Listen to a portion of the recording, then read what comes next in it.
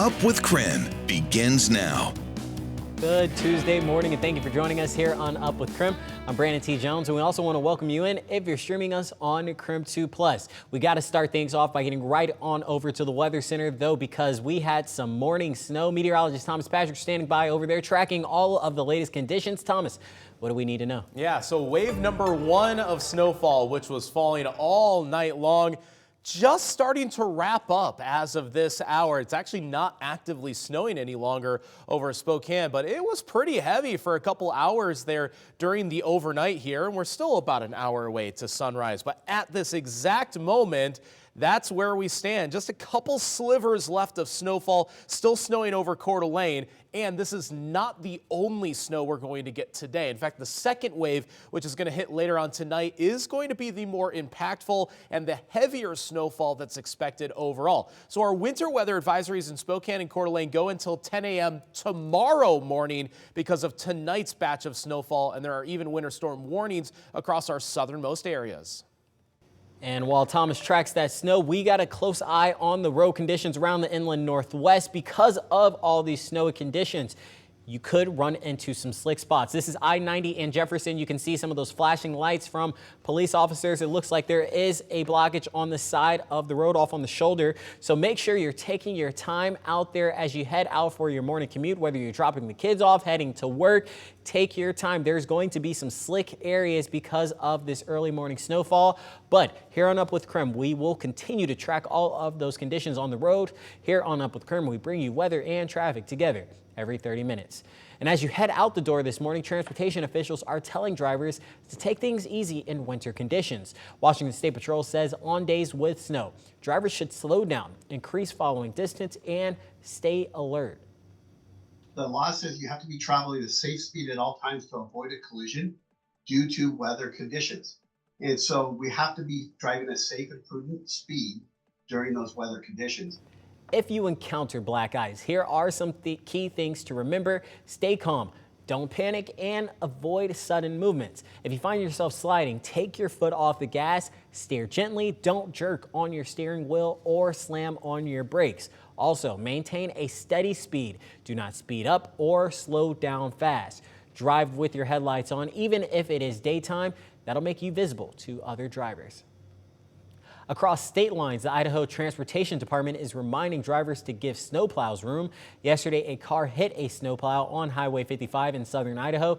ITD says the driver tried to pass the plow on the right, lost control, and then hit the plow. The department says this is the 5th time this year a car has hit one of their snowplows.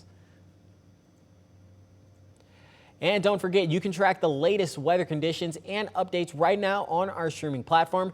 Get news and weather on your time. KREM 2 Plus is free to download on Roku, Amazon Fire, and Apple TV. Well, happening today, Idaho Governor Brad Little is expected to visit Coeur d'Alene. He's delivering a speech to the regional chamber about his vision and priorities for the state. The regional chamber board chair and legislative director of the Coeur d'Alene tribe says he's looking forward to the keynote speech. The event is scheduled for this morning at the Coeur d'Alene Resort. And after the luncheon, Governor Little will also declare the day Laryngeal Cleft Awareness Day in Idaho.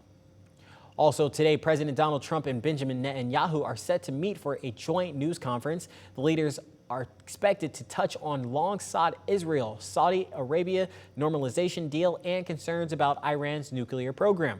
But hammering out the second phase of the hostage deal will be at the top of the agenda. Netanyahu's arrival in Washington, D.C. is the first foreign leader visit of Trump's second term. Meanwhile, new tariffs on imports from China are set to begin today, and yesterday China announced counter tariffs. China says it will implement a 15% tariff on coal and liquefied natural gas products, as well as a 10% tariff on crude oil, agricultural machinery, and large engine cars imported from the U.S. President Trump says he will speak with leaders there, quote, probably over the next 24 hours. The tariff against China is expected to be less than Mexico and Canada at 10%. Items from the car, toy, pharmaceutical, and electronic industries could be impacted. And according to CBS News, President Trump says he does plan to speak with China's president soon. China tariffs are set to take effect next week. In the last 24 hours, we have learned that President Trump is postponing the 25% tariffs against Mexico and Canada for at least 30 days.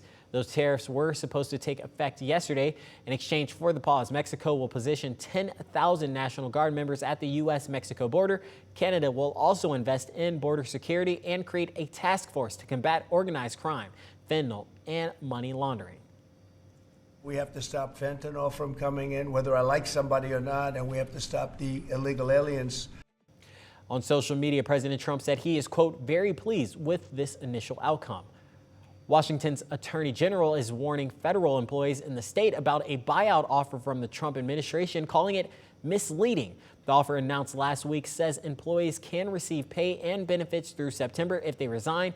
Nick Brown joined 11 other state attorney generals in issuing the warning. They urged federal employees to contact their union first. Two of the largest unions representing federal workers have said the offer contains no guarantees.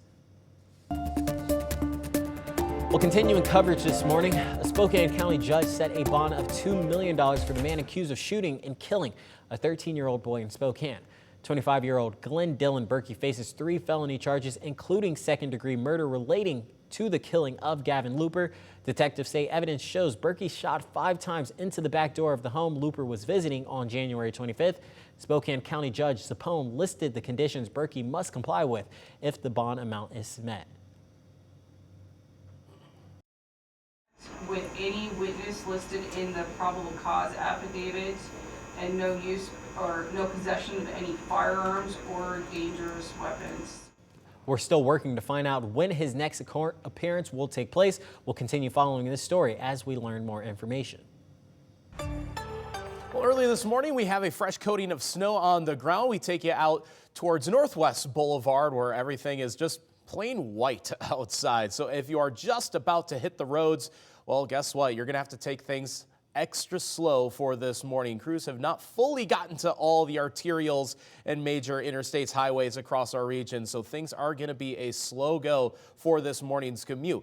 But it does not look like it is actively snowing over Spokane at the moment. I think wave number 1 is actually just finishing up this morning. Wave number 2 is going to be the heavier batch later on for tonight. So that's why we're still going to have a weather impact alert day today and tonight, because of that second wave. More snow for Tuesday evening. But here's the latest on Doppler radar. Things a lot quieter over Spokane and Spokane Valley, but still a little bit of snowfall still coming down over Coeur d'Alene, so not out of the woods just yet for this morning's commute, but we will get a lull in the action for this afternoon as temperatures stay in the 20s.